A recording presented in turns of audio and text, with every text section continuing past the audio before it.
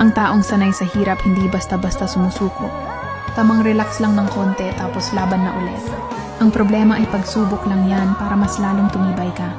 Hindi masarap ang tagumpay kung hindi mo ito pinaghirapan. Di ba mas nakaka-proud?